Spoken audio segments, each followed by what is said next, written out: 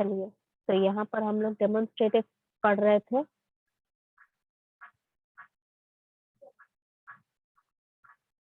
Yes, तो ये demonstrative का यहाँ पर एग्जाम्पल गिवन है आपको। एग्जाम्पल क्या होता है, डेमोन्स्ट्रेशन का मतलब क्या होता है? डेमोन्स्ट्रेशन का मतलब होता है कि आप कुछ डेमोन्स्ट्रेट यानी कुछ करके दिखा रहे हो। ठीक है, मान लो कि आपने कोई नया फोन लॉन्च किया, या आप कोविड से पहले लॉन्च लॉन्च पार्टी करके होता था, या लॉन्चिंग इवेंट रखा जाता था। ठीक है, कोई भी नया मॉडल कंपनी अपना गाड़ी निकालती थी, या सेलफोन निकलता था, या कोई भी कुछ नया मॉडल डिजाइन अगर किसी चीज का निकलता था, तो उसके लिए एक लॉन्च इवेंट रखा जाता था। वहां पर उसे यूज करके दिखाया जाता था, क्या क्या फीचर्स है उसमें, ये सारी चीजें दिखाई जाती। तो उसे डेमोन्स्ट्रेटिव स्पीच कह सकते हैं, डेमोन्स्ट्रेटिव इवेंट कह सकते हैं। पूरा का पूरा उसमें डेमोन्स्ट्रेशन करके आपको दिखाया जा रहा है कि वो काम कैसे होता है। एक बहुत छोटा सा एग्जाम्पल अगर मैं डेमोन्स्ट्रेटिव का लूँ, तो डेमोन्स्ट्रेशन का मतलब होता है कि आपने यूट्यूब पे वो देखे होंगे DIY hacks. Yes, DIY hacks जो होते हैं हमारे, यानी कि आपको बना के, अगर कोई थ्रेड से आपको हैंड बैंड बना के दिखाएगा कोई, ठीक है, या कैंडल बना के दिखाएगा, कैंडल का डिजाइन, कैंडल स्टैंड, इस टाइप के, जो एक डेमोन्स्ट्रेशन का मतलब वो बना के दिखा रहे हैं कि किस तरह आपको इसको यूज करना है। ठीक है, डेमोन्स्ट्रेशन का वो मतलब होता है। डेमोन्स्ट्रेटिव प्रोनाउन कैसे यूज करते हैं, यानी कि आपको वहां पर आप एक तरह से इंडिकेशन दे रहे हैं। बस स्क्रीन शेयर किया नहीं कि तुम लोग का यहाँ पर शुरू हो जाता है नौटंकी। एकदम मतलब तुम लोग ऐसे हो ना कि बच्चों जैसा तुम लोग के साथ बिहेव करना ही पड़ता है, क्योंकि बच्चों वाली हरकतें तुम लोग करते हो। तो डेमोन्स्ट्रेटिव का मतलब होता है कि यहाँ पर तुम इंडिकेट कर रहे हो किसी चीज को, यानी कि दिखा के बता रहे हो कि that request claim from the employees themselves. तो यहाँ पर सॉरी दिस, यहाँ पर दिस जो है ये आपका इंडिकेशन है, यानी कि ये वाली जो रिक्वेस्ट है ये एम्प्लॉयज ने खुद भेजी है आपको। ठीक है, तो यही सेंटेंस में जो देमसेल्फ है आपका, देमसेल्फ आपका इम्पेटिक या इंटेंसिव प्रोनाउन है, और यहाँ पर जो दिस है, यानी कि आप इंडिकेट कर रहे हैं कि ये वाला जो रिक्वेस्ट आया है ये एम्प्लॉयज ने खुद भेजा है। तो इस वाले रिक्वेस्ट के बारे में बात कर रहे हैं, यानी कि आप डेमोन्स्ट्रेट कर रहे हैं कि यही रिक्वेस्ट जो है इसी के बारे में आप बात कर रहे हैं। तो दिस जो है, दैट हो गया, दे themselves knew that the prank was in bad taste। यहाँ पर दैट जो है, ठीक है, यहाँ पर ये दैट जो है ये डेमोन्स्ट्रेटिव नहीं है, ये इंडिकेट कर रहा है। ठीक है, avoiding reporting things that you yourself have an witness. That आपका डेमोन्स्ट्रेटिव प्रोनाउन है। दैट गर्ल, या फिर दैट बुक, ठीक है, that class that you attended, last class that you attended. ठीक है, ये सारे जो आपके होते हैं बेसिकली आपका डेमोन्स्ट्रेटिव प्रोनाउन होते हैं। Let me tell you more of the demonstrative pronoun word. ठीक है, डेमोन्स्ट्रेटिव प्रोनाउन में आपको ज्यादा कुछ नहीं देखना है। डेमोन्स्ट्रेटिव प्रोनाउन में आपको यही देखना है कि जहां पर इंडिकेट किया जा रहा है, ठीक है, किसी चीज के भी ऊपर। ठीक है, this book belongs to me, यहाँ पर मी आपका पर्सनल प्रोनाउन है, लेकिन दिस जो है, ठीक है, दिस जो है वो आपका डेमोन्स्ट्रेटिव प्रोनाउन है। ठीक है,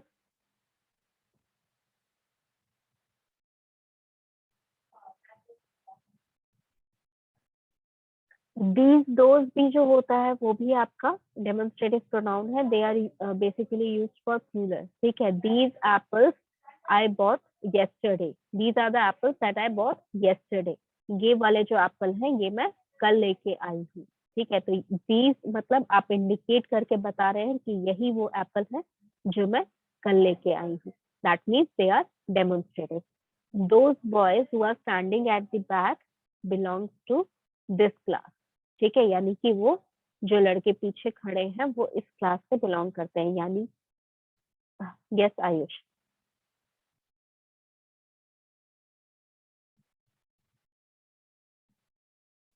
हेलो। अनम्यूट करिए। Yes hello ma'am, good morning. पूछ रहे थे मैम कि ये क्लास इंग्लिश कम्युनिकेशन का कब से शुरू है ma'am?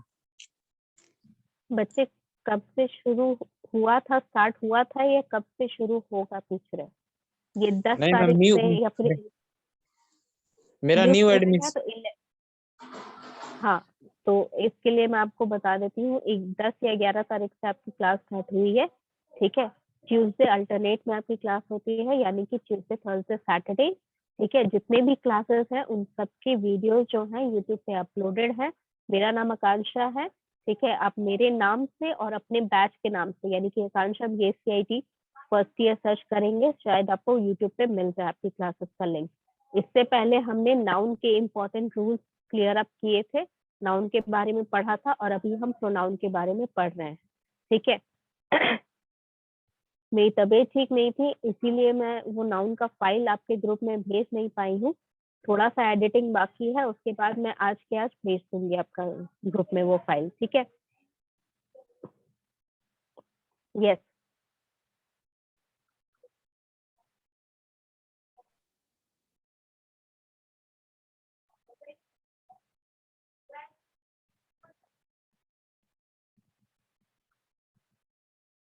Ayush, you have to keep yourself unmute till the time you are speaking.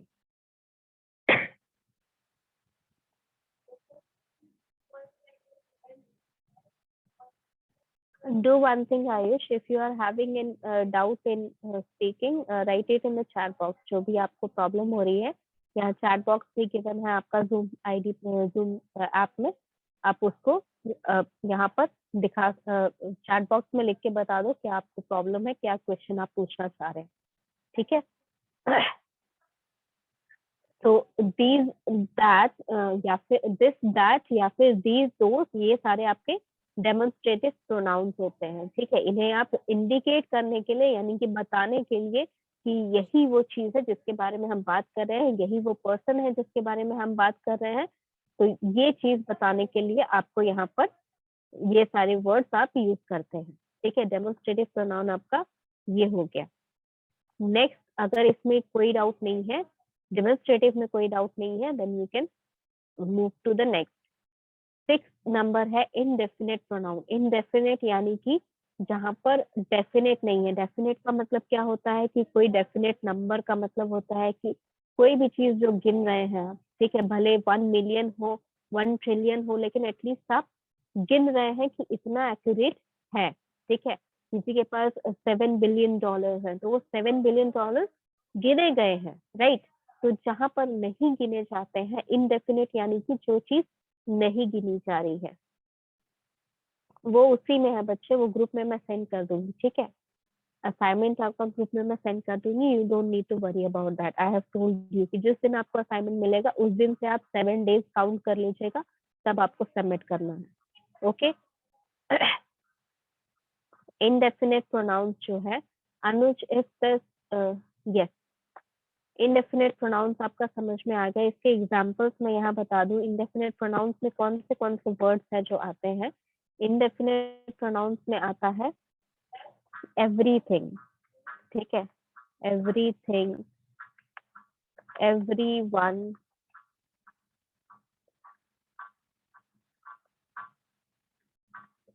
Anyone, ठीक है, समवन, ये सारे आपके वर्ड्स आते हैं। और भी वर्ड्स हैं।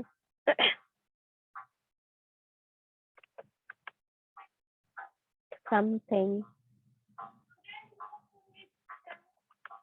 ठीक है, ये सारे आपके जो वर्ड्स हैं, दीज आर ऑल। इनके अलावा भी होते हैं। ठीक है, दिस डजंट एंड हियर। यहाँ पर इसके अलावा और भी वर्ड्स होते हैं जो कि आपके डेफिनेट प्रोनाउन, इनडेफिनेट प्रोनाउन में आते हैं। तो इनडेफिनेट प्रोनाउन का मतलब यही होता है जब आप स्पेसिफिकली किसी एक पर्सन को या किसी एक चीज को रेफर नहीं कर रहे हैं। ठीक है, तो एवरीवन का मतलब यही होता है कि हर एक को रेफर कर रहे हैं, यानी कि इनडेफिनेट है, यानी कि आप एग्जैक्टली नहीं बता पा रहे हैं कि कितने आपके सब्जेक्ट है सेंटेंस में, तब आप एवरीथिंग या एवरीवन, समवन, एनीवन, ये सारे वर्ड्स आप तब यूज करते हैं। ठीक है,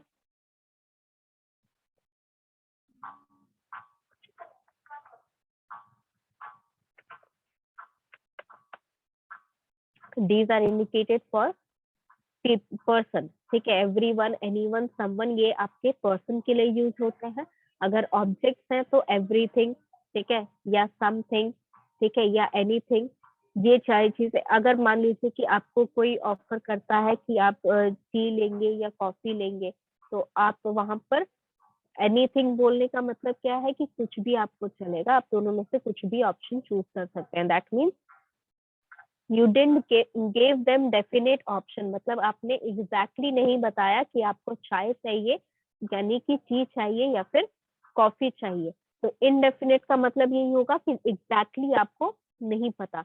everything around me is going well, मतलब जो भी कुछ मेरे आसपास हो रहा है, मेरे लाइफ में हो रहा है या किसी और के लाइफ में हो रहा है, वो सब कुछ अच्छा हो रहा है. तो यहाँ पर एग्जैक्टली क्या क्या हो रहा है वो सभी चीज को आपने एक साथ इंक्लूड कर दिया एवरीथिंग में. तो ये आपका इंडेफिनिट प्रोनाउन हो गया. एवरीवन यानी कि everyone present in this function was is happy, ठीक है, जो भी यहाँ प्रेजेंट है इस फंक्शन में वो खुश है. Everyone present in this function is enjoying themselves, वो अपने आप को एंजॉय कर रहे हैं या वो फंक्शन को एंजॉय कर रहे हैं. तो एवरीवन मतलब आप इंक्लूड स्पेसिफिकली नहीं कर रहे हो कि टीचर्स हैं या स्टूडेंट है, स्टाफ है या मैनेजर्स हैं या एसोसिएट्स हैं, आप किसी को भी स्पेसिफाई नहीं कर रहे हो. जो भी वहां प्रेजेंट है वो सब वहां एंजॉय कर रहे हैं फंक्शन को.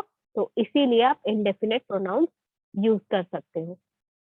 anyone who is present here, anyone who can give me a pen, anyone who is having any extra pen, मतलब यहाँ जितने भी लोग हैं उन सभी से मैं ये क्वेश्चन कर रही हूँ और किसी स्पेसिफिक पर्सन से नहीं कर रही हूँ. ठीक है, मतलब जो भी यहाँ प्रेजेंट है उनमें से कोई भी मुझे एक पेन दे सकता है, whoever is having an extra pen. ठीक है, तो everyone, anyone, someone, इस टाइप के everything, anything, ठीक है, समथिंग, ये सारी चीजें आपके इनडेफिनेट प्रोनाउंस है. इसके अलावा भी होती है बहुत सारी, नो वन, एनी वन, ये बहुत सारे आपके इनडेफिनेट प्रोनाउंस में यूज होते हैं. ठीक है, तो ये सारी चीजें कब यूज होती हैं आपके इनडेफिनेट प्रोनाउन में? जब आप स्पेसिफिकली किसी चीज को नहीं मेंशन कर रहे हो. ठीक है, no one in this class has submitted the assignment, मतलब जितने भी लोग क्लास में हैं उनमें से किसी ने भी असाइनमेंट सबमिट नहीं किया है. इसका मतलब क्या होता है कि किसी ने भी कोई भी एक पर्सन को मैं रेफर नहीं कर रही हूँ. मेरा जो नंबर ऑफ, आप कह सकते हैं कि नंबर ऑफ सब्जेक्ट है यहाँ पर, एक हो सकता है, एक से ज्यादा हो सकता है. नो वन मतलब कोई नहीं है यहाँ पर सब्जेक्ट. कोई नहीं का मतलब जीरो तो नहीं है, मतलब यहाँ जितने भी लोग हैं उन सभी में से सारे ही मेरे सब्जेक्ट हैं. तो इनडेफिनेट यानी कि जब आप एग्जैक्ट नहीं बता रहे हैं कि आपका सब्जेक्ट कितना है. ठीक है, चाहे वो पर्सन हो चाहे वो ऑब्जेक्ट हो. ठीक है, I hope indefinite is clear to everyone. Distributive pronoun होता है. डिस्ट्रीब्यूटिव यानी कि क्या होता है? डिस्ट्रीब्यूटिव का मतलब क्या होता है? डिस्ट्रीब्यूट कर देने का मतलब, डिस्ट्रीब्यूट कर देने का मतलब क्या होता है? बांट देना. ठीक है, तो डिस्ट्रीब्यूटिव प्रोनाउन का मतलब क्या होगा?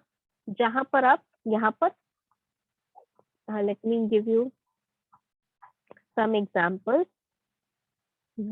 यहाँ पर कुछ एग्जांपल मैं लिख देती हूँ डिस्ट्रीब्यूटिव प्रोनाउन के. ईच हो गया, आइदर वाला जो होता है, आइदर और, ठीक है, एनी हो गया, नाइदर हो गया,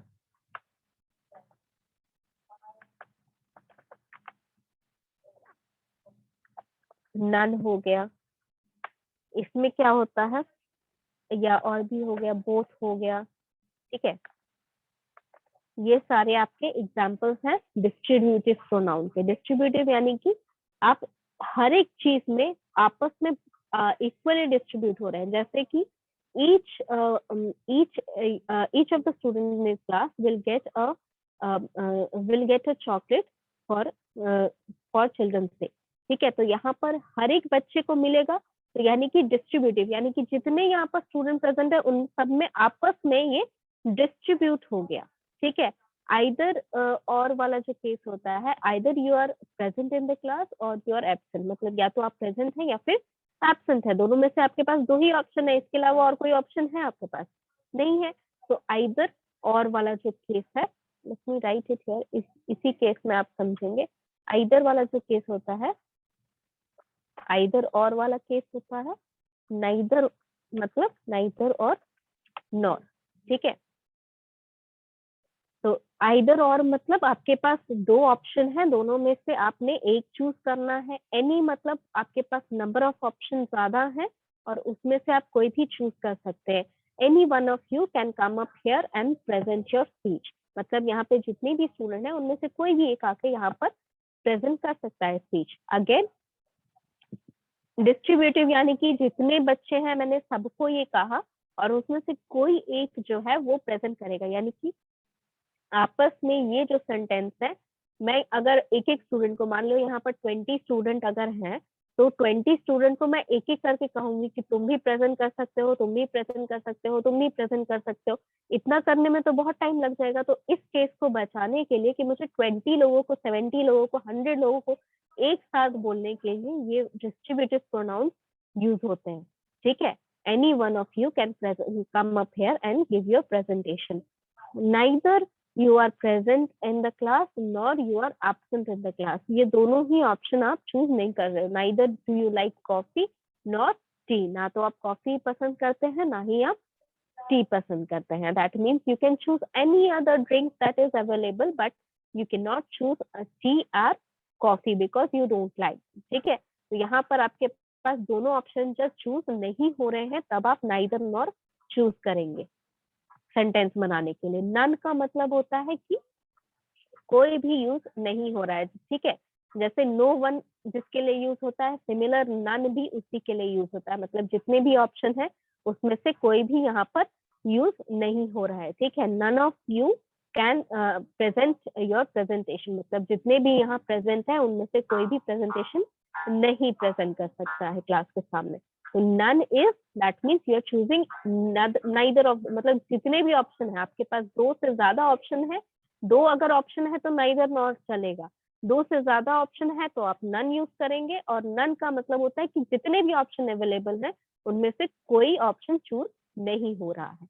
बोथ, अगेन दो ऑप्शन है आपके पास, both the girls were present in the class, मतलब दोनों ही लड़कियां वहां क्लास में प्रेजेंट थी। Both the students were are responsible for the mistake, मतलब दोनों ही स्टूडेंट जो है वो रिस्पॉन्सिबल है, वो जिम्मेदार हैं गलती के, ठीक है। तो यहाँ पर आपको डेमोन्स्ट्रेटिव प्रोनाउन अगेन इससे ज्यादा होते हैं, ठीक है। ये कुछ एग्जाम्पल है डेमोन्स्ट्रेटिव प्रोनाउंस के, और ये ईच किसके लिए यूज होते हैं और डेमोन्स्ट्रेटिव प्रोनाउन क्या होता है। आई बिलीव कि एवरीवन हैव अंडरस्टूड। अगर कोई डाउट है डेमोन्स्ट्रेटिव प्रोनाउन में तो you can ask me. Is there any doubt regarding demonstrative pronoun?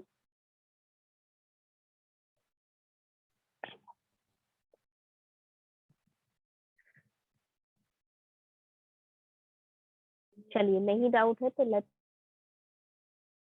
Move on to the next, reciprocal pronoun. Reciprocal pronoun क्या होता है, let's move on to that. Reciprocal pronoun, reciprocal का मतलब आप क्या समझते हैं? आपने मैथ्स में पढ़ा होगा रेसिप्रोकल, मैथ्स में आपने पढ़ा होगा रेसिप्रोकल। रेसिप्रोकल का मतलब क्या होता है?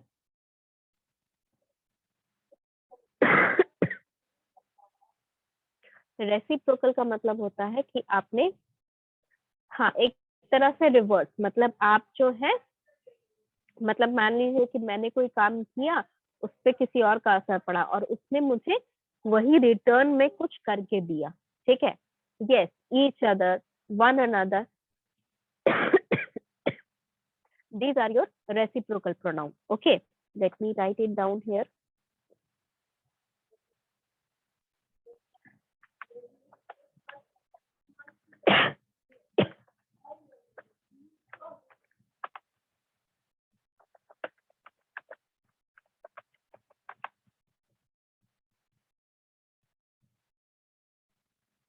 Okay, so as I was telling, reciprocal pronoun का मतलब होता है each other या one another, ठीक है।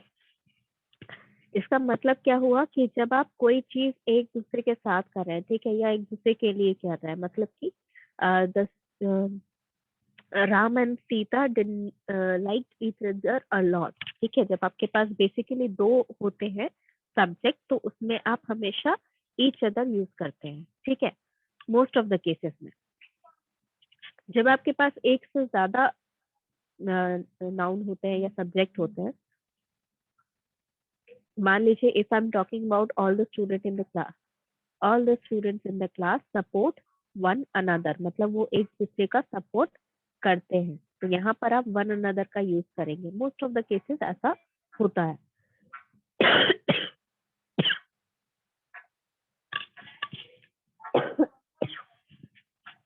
अगेन आई एम रिमाइंडिंग कि ये सारे जितने भी रूल्स हैं ये नॉर्मल बेसिक कॉन्वर्सेशन में उतना फॉलो नहीं होता है जितना आप कह सकते हैं कि रिटन कम्युनिकेशन में, या फिर आप कह सकते हैं एग्जामिनेशन के दौरान। ठीक है, अगर कोई एग्जामिनेशन में आपको ऐसा क्वेश्चन आता है कि कहाँ पर ईच अदर यूज होता है, कहाँ पर वन अनदर, तो you will strictly follow the rule according to the rules. That is जब आपके पास सब्जेक्ट दो है, ठीक है, तब आप ईच अदर यूज करेंगे। जब आपके पास सब्जेक्ट दो से ज्यादा है आप वन अनदर यूज करेंगे। ओके, रेसिप्रोकल प्रोनाउन का मतलब यही होता है कि आप जब एक दूसरे के लिए कुछ कर रहे हैं या एक दूसरे से कुछ कर रहे हैं, ठीक है, तो उस रिलेशन में जब आप बता रहे हैं, आपस का रिलेशन बता रहे हैं, जैसे सम पर्सन, कोई है, Alex and Jasmine are happy with each other, ठीक है, मतलब वो एक दूसरे के साथ हैप्पी हैं, खुश हैं, तो उस केस में आप रेसिप्रोकल प्रोनाउन यूज करते हैं। बेसिकली ये जो रूल है कि आप दो सब्जेक्ट के साथ ईच अदर लगाएंगे, दो से ज्यादा सब्जेक्ट के लिए वन अनदर लगाएंगे, ये आपका बेसिक कॉन्वर्सेशन में यूज नहीं होता है बहुत ज्यादा। ठीक है, nobody takes care of those things when they are talking to each other। ठीक है, तो उस केस में क्या होता है कि जब आप बात करते वक्त ये सेंटेंसेस फॉर्मुलेट कर रहे हैं तो उस केस में आप ईच अदर यूज कर सकते हैं दो से ज्यादा सब्जेक्ट के लिए। लेकिन अगर आपका कोई कॉम्पिटिटिव एग्जाम है या फिर आप इंटरव्यू के दौरान एप्टीट्यूड टेस्ट दे रहे हैं, उस केस में आपको रूल्स का बहुत अच्छे से ध्यान रखना होगा, क्योंकि एक गलती, सबसे बड़ी मिस्टेक यही होती है बच्चों से कि आप जो सुनते हैं या फिर जो चीजें आपने पढ़ी है कहीं बुक में या कहीं पर आपने पढ़ी होगी न्यूज़पेपर आर्टिकल में, या फिर कहीं आपने पढ़ा होगा किसी से बात करते हुए सुना होगा, वो सारी चीजें आप यूटिलाइज करने की कोशिश करते हो, नॉलेज को गैदर करने की कोशिश करते हो प्रॉब्लम सॉल्व करने के लिए, इंग्लिश के क्वेश्चन सॉल्व करने के लिए। लेकिन बेसिकली होता क्या है कि बच्चे यही गलती कर जाते हैं, कुछ चीजें जो है, रूल्स जो है बहुत स्ट्रिक्ट फॉलो होते हैं एग्जाम के दौरान, लेकिन बात करते वक्त उन रूल्स को कोई बहुत ज्यादा ध्यान नहीं देता है। और इसका रीजन ये है कि इंग्लिश हमारी फर्स्ट लैंग्वेज नहीं है। फर्स्ट लैंग्वेज यानी कि मदर टंग नहीं है हमारा इंग्लिश। इंग्लिश हमारी सेकेंड लैंग्वेज या वर्किंग लैंग्वेज है। तो काम करने के लिए ये ज्यादा जरूरी है, बात करने के लिए जरूरी नहीं है, इसीलिए हम रूल्स पे उतना ज्यादा ध्यान नहीं देते हैं। Understood? I hope I am clear to everyone. Relative pronoun क्या होता है? रिलेटिव प्रोनाउन का मतलब होता है रिलेशन बताना। ठीक है, यानी कि आपने किससे रिलेशन बताना है, यहाँ पर रिलेशन बताना है जो सब्जेक्ट गिवन है, जो सब्जेक्ट में नाउन गिवन है उससे रिलेशन बताना है। ठीक है, तो यहाँ पर रिलेशन बताने के लिए क्या क्या वर्ड यूज होते हैं हमारे रिलेटिव प्रोनाउंस में? हु, हुज, मतलब बेसिकली आपके क्वेश्चन वाले जो होते हैं, रिलेशन पूछना है या रिलेशन बताना है एक तरह से, वो सारा चीजें हो गया। ठीक है, जैसे हु बॉट द बैग, ठीक है, या who gave you the bag. whom आपका होता है सब्जेक्टिव के लिए। Let me repeat all those rules जो बता चुकी हूँ। ठीक है, whom आपका यूज होता है जब आप सब्जेक्ट के लिए पूछ रहे हैं या सब्जेक्ट के बारे में पूछ रहे हैं या सब्जेक्ट के लिए यूज हो रहे हैं। Yes, who, whom, whose, which, that, ये सारे आपके रिलेटिव प्रोनाउंस होते हैं। ठीक है,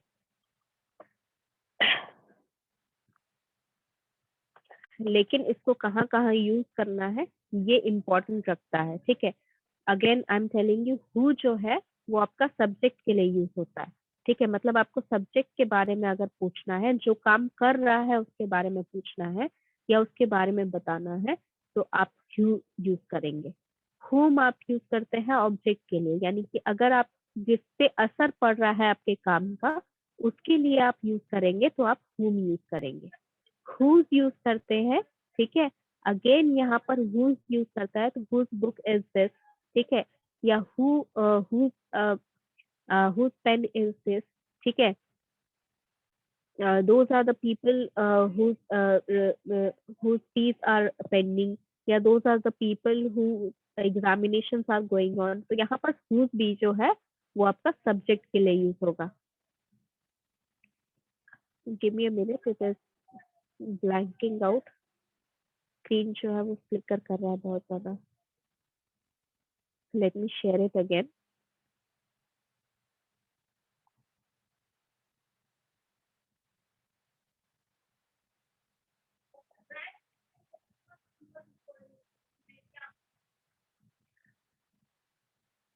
अच्छा, it's starting to flicker a lot. Let me share it with another screen. ठीक है, तब तक के लिए आप सुन लीजिए जो जो चीजें बता रही हूँ।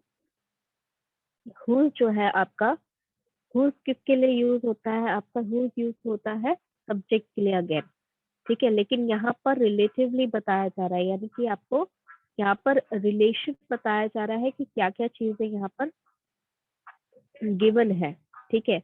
whose मतलब रिलेशन बता रहा है, ठीक है, किससे, whose book is this मतलब वो बुक किसकी है, ठीक है, ये चीजें पूछना है। तो कौन इस वो बुक किसका है, who bought you this book का मतलब किसने दिया, ठीक है, वो बुक किसकी है पूछना है तो आप whose यूज करेंगे, ठीक है। तो अकॉर्डिंग टू योर कॉन्टेक्स्ट वो सारी चीजें आप रिलेट करते हैं, ठीक है। नेक्स्ट आपका हो गया विच और दैट। विच और दैट यूज होता है किसके लिए? विच यूज होता है, विच आपका यूज होता है हमेशा you can say these are both indicate, मतलब रिलेशन बताने के लिए यूज होता है, लेकिन विच से जब आप सेंटेंस फॉर्म करते हैं तो आपने देखा होगा कि किस टाइप का सेंटेंस यहाँ फॉर्म होता है। Let me share that with you. यहाँ पर स्क्रीन शेयर हो जाए उसके बाद फिर मैं बताती हूँ।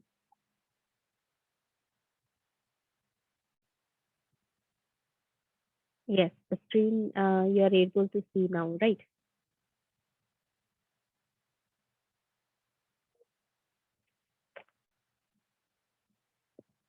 Yes, so as I was telling कि जब आप विच और दैट में डिफरेंस करना चाहते हैं, ठीक है, तो विच और दैट में कहाँ से डिफरेंस आपको पता चलेगा, कहाँ पर विच यूज करना है, कहाँ पर दैट यूज करना है। यहाँ पर सेम डिफरेंस है जैसा आपका हुज और हुम में है, ठीक है, सब्जेक्ट और ऑब्जेक्ट के लिए। दैट दैट जो है आपका वो यूज होता है कि जैसे हमारा सेंटेंस अगर हो गया कि Lisa bought a shoe. Lisa is wearing a shoe that which she bought in Italy. ठीक है, यानी कि ये सेंटेंस जो आपका हो गया इसमें लीसा ने जो शूज पहने हैं वो उसने इटली से लेके आई है, ठीक है। तो यानी कि यहाँ पर किस चीज के बारे में बता रहा है? शूज के बारे में। Which she bought Italy from Italy. यहाँ पर आपका ऑब्जेक्ट जो है शूज जो है उसके बारे में बात हो रही है, ठीक है, तो उसके लिए आप विच यूज करेंगे। दैट आप यूज करते हैं सब्जेक्ट के लिए, ठीक है, जैसे कि this is the person that was arrested last night, ठीक है, या who was arrested last night. तो बेसिकली यहाँ पर ग्रामेटिकली दोनों ही सेंटेंसेस करेक्ट है। आप हु भी यूज कर सकते हैं, दैट भी यूज कर सकते हैं। तो यहाँ पर जब आप हु नहीं लगाएंगे तो आप दैट लगाएंगे सब्जेक्ट के लिए, और जब आप ऑब्जेक्ट के लिए यूज कर रहे हैं तो ऑब्जेक्ट के लिए आप विच यूज कर सकते हैं या फिर हुम यूज कर सकते हैं, ठीक है। Are you clear in relative pronouns? Relative pronouns में अगर कोई डाउट है तो you can ask me, otherwise फिर हम लास्ट इंटेरोगेटिव प्रोनाउंस पे चलेंगे। Interrogative pronouns are nothing but all those question words, ठीक है, जो भी वर्ड्स आपके क्वेश्चन वाले होते हैं वो सारे आपके इंटेरोगेटिव हैं।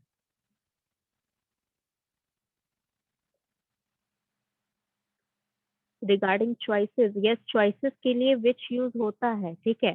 विच one would you like to choose, ठीक है, या which in within the following questions or within the following options, which one would you like to choose? तो ये ऑप्शंस के लिए भी यूज होता है, लेकिन वहां पर वो इंटेरोगेटिव प्रोनाउन की तरह आप लिख रहे हैं या फिर क्वेश्चन वर्ड्स की तरह लिख रहे हैं, रिलेटिव प्रोनाउन नहीं है वो। रिलेटिव यानी रिलेशन बता रहा है किसी का, तो यहाँ पर विच ऑप्शंस आर यू चूजिंग, तो यहाँ पर रिलेशन नहीं बता रहा है, यहाँ पर आपके ऑप्शन गिवन है, वहां पर आपको चूज करना है, तो वो वहां पर रिलेटिव प्रोनाउन की तरह काम नहीं कर रहा है विच, वहां पर आप इंटेरोगेटिव प्रोनाउन की तरह काम कर रहा है। स्क्रीन शो नहीं कर रहा है, किसी और स्टूडेंट को ऐसा दिक्कत हो रहा है कि स्क्रीन शो नहीं कर रहा है? बच्चे मैंने दूसरे डिवाइस पे शेयर करने की कोशिश की है ताकि आपको स्क्रीन फ्लिकर नहीं करे। अगर स्क्रीन शो नहीं कर रहा है तो 2 मिनट आप वेट कर ले, हो सकता है कि प्रॉब्लम हो नेटवर्क में, उस वजह से नहीं हो रही हो।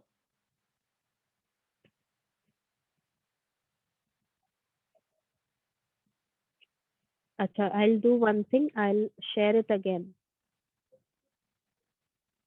अगर कुछ बच्चों को दिक्कत हो रही है तो मैं दोबारा ही शेयर कर लूंगी, इसमें कोई बड़ी बात नहीं है।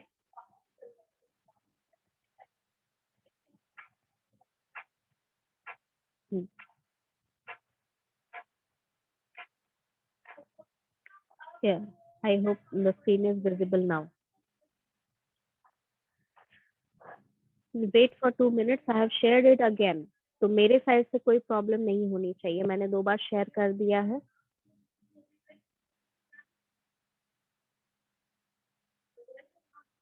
चलिए, तो if there is any other problem then ये या तो आपके साइड से नेटवर्क इशू है, तो आप या तो रीजॉइन करके देखिए या फिर 2 मिनट वेट करिए।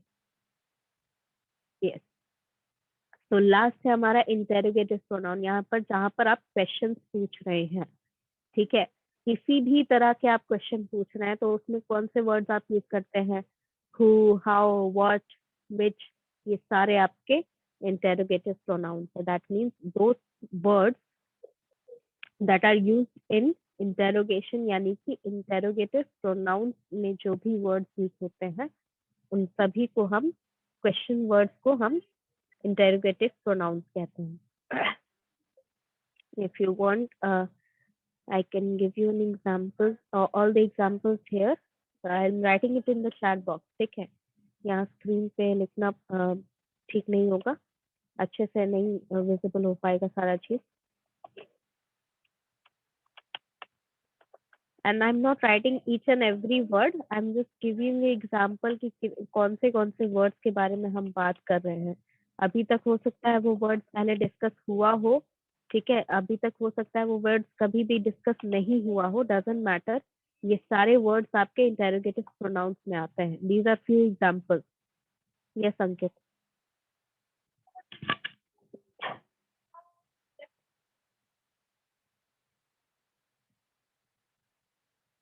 बच्चे अनम्यूट मैंने अलाउ किया है, वहां पर आप देखिए स्क्रीन पे ऑप्शन दिखा रहा होगा अनम्यूट का, उस पर क्लिक करिए, then you will be able to speak.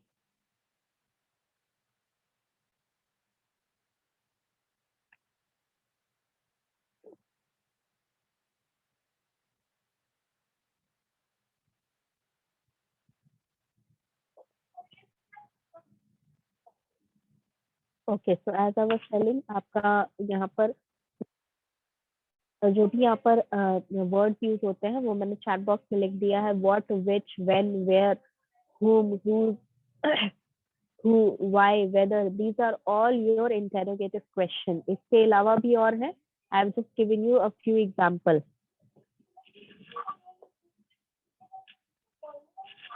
जो आप क्वेश्चन के लिए यूज करते हो, यानी कि क्वेश्चन फॉर्म करने के लिए जो भी वर्ड्स आप यूज करते हैं वो सारी चीजें आपके इंटेरोगेटिव प्रोनाउन में आती हैं। अंडरस्टूड? तो उस केस में प्रोनाउन उनको इसीलिए कहा जाता है वहां पर, क्योंकि वहां पर एक्चुअल नाउन या फिर एक्चुअल सब्जेक्ट प्रेजेंट नहीं है, इसीलिए उनको प्रोनाउंस की कैटेगरी में डाला है। अभी टाइप ऑफ प्रोनाउंस में से किसी को भी कोई इशू है?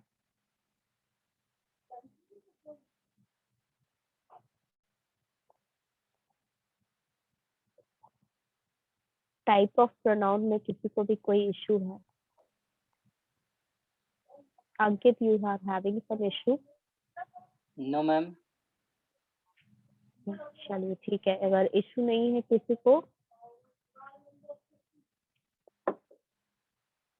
चलिए नो डाउट है, तो यहाँ पर हमारे टाइप ऑफ प्रोनाउंस आज खत्म हो गए हैं। ठीक है, नेक्स्ट क्लास में हम लोग रूल्स स्टार्ट करेंगे। आज उतना टाइम नहीं बचा है हमारे पास, बट नेक्स्ट क्लास से हम लोग रूल्स स्टार्ट करेंगे। Let me just take the attendance. Reflexive का मतलब होता है कि जो हमारा नाउन है, ठीक है, या फिर एक जो पर्सनल प्रोनाउन है, ठीक है, नाउन और पर्सनल प्रोनाउन सेम केस में रेफर करता है। ठीक है, जैसे Harish is attending this class and he is attending this class, तो हरीश के लिए जो मैं प्रोनाउन लगाऊंगी, रिफ्लेक्सिव प्रोनाउन, पोजेसिव प्रोनाउन, या ही के लिए जो प्रोनाउन लगाऊंगी वो सेम केस में रिफ्लेक्ट कर रहा है। ठीक है, पर्सनल प्रोनाउन यानी हरीश की जगह मैंने ही लगा दिया है, वहां पर दोनों सेम एक जैसे काम कर रहे हैं वहां पर। ठीक है, तो यहाँ पर रिफ्लेक्सिव का मतलब क्या होता है कि या तो मैं पर्सनल प्रोनाउन लगा रही हूँ या फिर जो नाउन लगा रही हूँ उसका रिफ्लेक्शन यानी कि उसकी परछाई दिखा रहा है। ठीक है, एग्जाम्पल क्या होता है, देमसेल्फ, यहाँ पर जो गिवन है, yourself, myself, himself, herself, itself, yourself, ये सारे वर्ड्स जो होते हैं ये बेसिकली आते हैं रिफ्लेक्सिव प्रोनाउन पे। ठीक है, अभी तो बच्चे रूल्स स्टार्ट नहीं किए ना प्रोनाउन के। ठीक है, इसके बाद रूल्स पढ़ाने हैं प्रोनाउन के कि किस तरह के प्रोनाउन आपको कैसे सेंटेंस में डालना है। ठीक है, रूल्स अभी स्टार्ट नहीं किए हैं, अभी सिर्फ आपको टाइप्स पढ़ाया है। तो रिफ्लेक्सिव प्रोनाउन का मतलब होता है कि आप रिफ्लेक्शन बता रहे हैं। ठीक है, जैसे this I am very proud of my self, मतलब मैं खुद पे बहुत ज्यादा गर्व करती हूँ। ठीक है, तो यहाँ पर माई सेल्फ जो है ये आई पे, यानी कि जो भी यहाँ पर आई रहेगा उस पे माई सेल्फ रिफ्लेक्शन यानी परछाई दे रहा है कि उसको किस पे प्राउड है, खुद पे। तो वहां पर माई सेल्फ वर्ड जो है वो आई पे रिफ्लेक्शन दिखा रहा है। ठीक है, जैसे यहाँ पर ये जो एग्जाम्पल है डेमोन्स्ट्रेटिव प्रोनाउन वाला जो एग्जाम्पल यहाँ पर गिवन है, इस वाले एग्जाम्पल को देखिए, this request came from the employees themselves. तो यहाँ पर जो देमसेल्फ है, ठीक है, एम्प्लॉयज ने खुद भेजा है तो एम्प्लॉयज के ऊपर रिफ्लेक्ट बैक कर रहा है। ठीक है, एम्प्लॉयज भी तो एक कॉमन नाउन है, उसके ऊपर रिफ्लेक्ट बैक किया जा रहा है देमसेल्फ। ठीक है, तो यहाँ पर रिफ्लेक्टिव प्रोनाउन भी है और ये एम्फसाइज भी कर रहा है। एम्फसाइज यानी कि जोर दे रहा है कि उन्हीं एम्प्लॉयज ने खुद ये रिक्वेस्ट भेजी है, तो ये एम्फेटिक प्रोनाउन भी होगा यहाँ पर।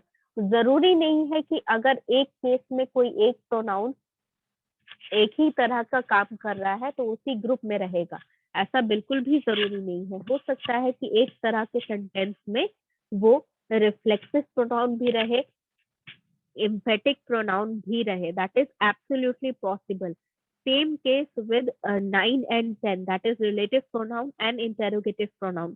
जो भी क्वेश्चन वाले वर्ड्स हैं, who हो गया, whom हो गया, which हो गया, that हो गया, जरूरी नहीं है कि इन्हें आप रिलेटिव ही रखेंगे या इंटेरोगेटिव ही रखेंगे। ऐसा कोई केस हो सकता है कि किसी एक सेंटेंस में वो रिलेटिव का भी काम कर रहे हैं और इंटेरोगेटिव का भी काम कर रहे हैं।